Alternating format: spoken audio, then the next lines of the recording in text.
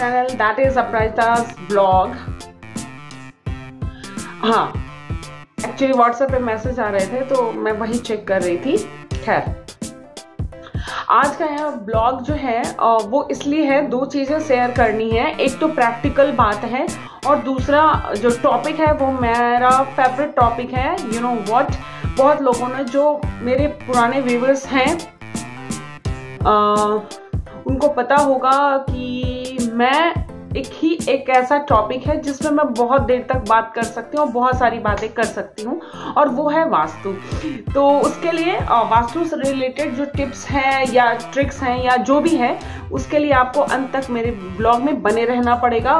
Plus और सबसे request रहेगी मेरी ये कि जो भी चैनल पे नए व्यूअर्स आए हैं वो फटाफट मेरे चैनल को सब्सक्राइब कर लो, लाइक करो और शेयर करो अपने फैमिली के साथ, फ्रेंड्स के साथ, नेबर्स के साथ, क्योंकि खुशियां बांटने से बढ़ती हैं।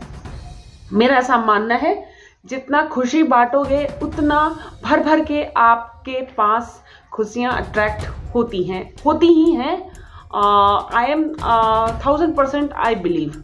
खैर चलो, तो अभी एक्चुअली हुआ क्या, आज के ब्लॉग का थीम मतलब मेन फोकस जिस पे है वो है अभी कुछ हिबिस्कस का प्लांट। मैंने 3-4 प्लांट लगा रखे हैं जो उड़हुल का फूल बोलते हैं, गुड़हल भी बोलते हैं कहीं पे, और जहाँ मैं रह रही हूँ वहाँ का लोकल लैंग्वेज या रीजनल लैंग्वेज बोले तो उसमें बोलते हैं वो देवी फूल बोलते हैं। ठीक है, तो मैंने 3-4 पौधा लगा रखा है।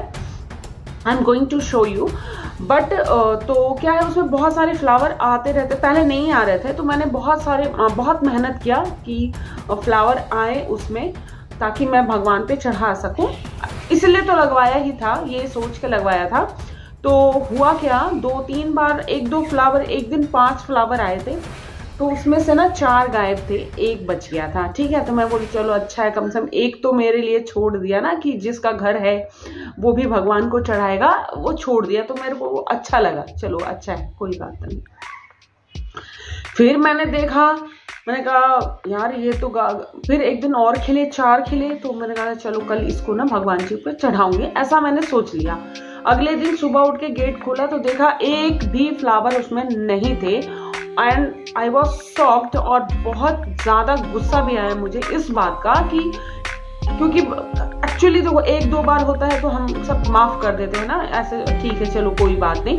पर जब वही चीज़ कंटिन्यू में रिपीटेड होने लगे तो फिर हमको भी गुस्सा आता है। एक्चुअली क्या है, जो पौधा है वो बाउंड्री के पास नहीं है, वो अंदर है, तो जिस किसी को भी फूल चाहिए होगा ना तो वो गेट को, अभी मैं तो ये है हिबिस्कस प्लांट जो कि ये मतलब, और ये है गेट।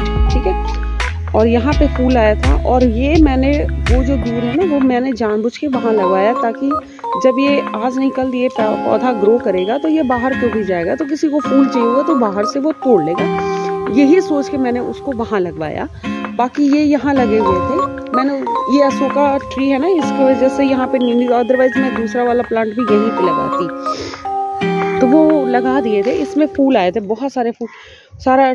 और हुआ क्या होगा ना कि जब फूल आए होंगे ना तो देख के लालच सबको आता है, वो गेट से अंदर आके यहाँ से तोड़ के ले गया है, जो कि मुझे बिल्कुल भी पसंद नहीं आया। अभी तो वैसे भी अब मैरीगोल्ड वगैरह सब लगा हुआ है, आज नहीं कल तो आ ही जाएंगे। तो मैंने दिखा दिया आपको पौधा। तो जब पौधा नहीं था, मतलब फ्लावर नहीं थे ना मेरे, मतलब मुझे चढ़ाने के लिए फ्लावर नहीं था, तो मुझे बहुत गुस्सा आया। मैं गुस्सा इसलिए आया, मेरे दिमाग में सिर्फ यही चीज आई कि चोरी करके फूल चढ़ाने से कौन सा भगवान खुश हो जाता है, कौन सा ईश्वर बोलता है कि तुम फूल चढ़ाओ ही चढ़ाओ, चाहे चोरी का ही क्यों ना हो। अगर ऐसा हो रहा होता ना तो हम सब अपने घर में पौधा नहीं लगा रहे होते, चोरी ही कर रहे होते।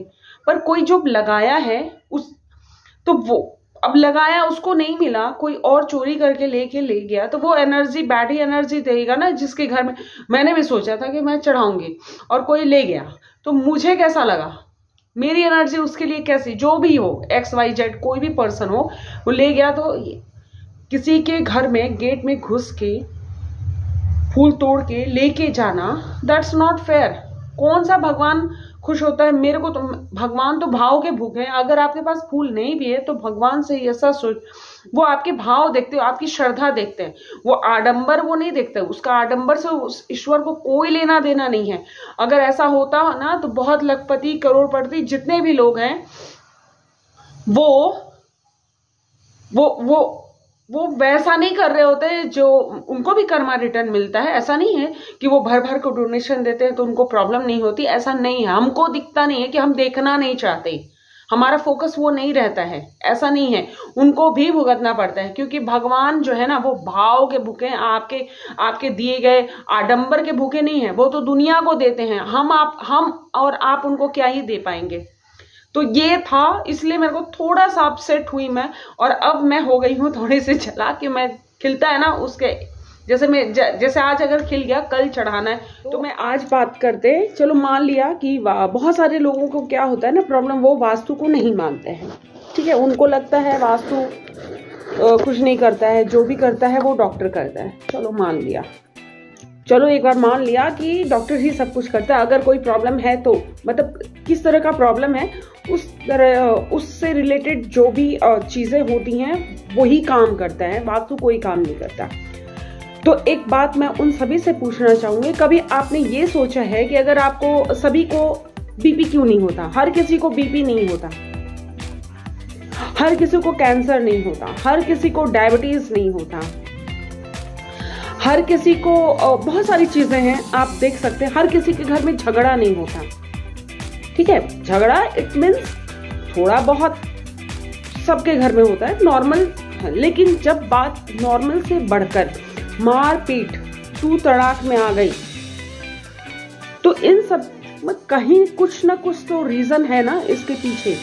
और या फिर ऐसे भी कह सकते हो कि जैसे सपोज दैट किसी को बीपी की प्रॉब्लम है, ठीक है, और कंटिन्यू वो मेडिसिन ले रहे हैं 5 years 10 years से ले रहे हैं, लेकिन वो ठीक नहीं हुआ। और हम क्यों भाई, अगर किसी ने पूछा आपकी बीपी अभी तक ठीक नहीं हुई, मेडिसिन तो आप ले रहे हो। हाँ मेडिसिन तो ले रहे, पर ये ठीक कहाँ होता है? अरे जब आप तो खुद से ये क्वेश्चन पूछिए आप अपने से कि अगर आप मेडिसिन ले रहे हो किस सोच के ले रहे हो? अगर आपको बीपी हो गई, कुछ प्रॉब्लम हुआ, आपने चेकअप कराया, बीपी, फटाक से मेडिसिन लिख दिया डॉक्टर ने और आप लेना शुरू करते हो, लेकिन फिर भी आप ठीक हुए क्या? और जब आपसे पूछा गया 1 साल 2 साल 3 साल के बाद क्या आप ठीक नहीं, ये तो ठीक ही नहीं होता। अरे जब ये ठीक नहीं होता तो फिर मेडिसिन किस बात का ले रहे हो आप? और चलो उसके बाद क्या आंसर आ जाएगा? बढ़े ना, इसलिए हम मेडिसिन कर रहे हैं। मतलब लेकिन फिर भी कुछ एक्स्ट्रा सोचते नहीं है कि what the reason behind it, इसका जड़ कहाँ है। जड़ में इलाज करेंगे ना तभी तो सॉल्यूशन निकलेगा। ऊपर ऊपर आप कुछ भी कर लो, उसे नहीं होता है। इसीलिए वास्तु कराना जरूरी होता है, क्योंकि हम जो भी वास्तु करते हैं उनको पता होता है कि प्रॉब्लम, एक्चुअल प्रॉब्लम कहाँ है, समस्या कहाँ है। अगर आपको कोई भी हेल्थ इश्यूज हैं तो क्या करने से वो हेल्थ इश्यूज आपके धीरे धीरे स्लोली खत्म हो जाने वाले हैं। मतलब बहुत मिनिमाइज हो जाएंगे। खत्म तो नहीं कह सकते हम, कोई भी चीज 100% खत्म नहीं होता, बट मिनिमाइज उसको किया जा सकता है। ये जो है ना, ये वास्तु का ही कमाल है। अब मैं आपको क्या बोलूं, मतलब लोगों को अवेयर होना चाहिए और किसी भी तरह के मृत तृष्णा में नहीं रहे, ना फंसे और खुद अवेयर होएं और 4 लोगों को भी अवेयर करें, सो दैट सबकी लाइफ हील हो सके, सबकी लाइफ अच्छी हो सके। तो आज के लिए मैं ब्लॉग को करती हूँ यहीं पे एंड करती हूँ। और जो भी मेरे चैनल पे व्यूअर्स अभी देख रहे हैं मुझे, मेरे चैनल पे पहली बार आए हो तो लाइक शेयर एंड सब्सक्राइब करके जाना। और फटाफट आप नोटिफिकेशन ऑल कर लो, वहां पे 3 ऑप्शन आएंगे, ऑल पे आप प्रेस कर देना बेल बटन, सो दैट जब भी मेरा कोई ब्लॉग आए आप फटाफट उसको देख लो। और कुछ भी इंटरेस्टिंग लगता है तो लाइक करिए, शेयर करिए, सब्सक्राइब करिए। प्लस अगर किसी को वास्तु चाहिए, मेरे से कंसल्टेशन चाहिए, तो मुझे कमेंट बॉक्स में जाकर प्लीज प्लीज प्लीज कमेंट करना ना भूले। देन आई विल कुछ बताऊंगी फिर कैसे क्या करना है, प्रोसीजर उसका क्या है। तब तक के लिए खुश रहिए, मस्त रहिए और बिंदास रहिए, और लास्ट में जाते जाते जय श्री राम बोलते रहिए। Thank you.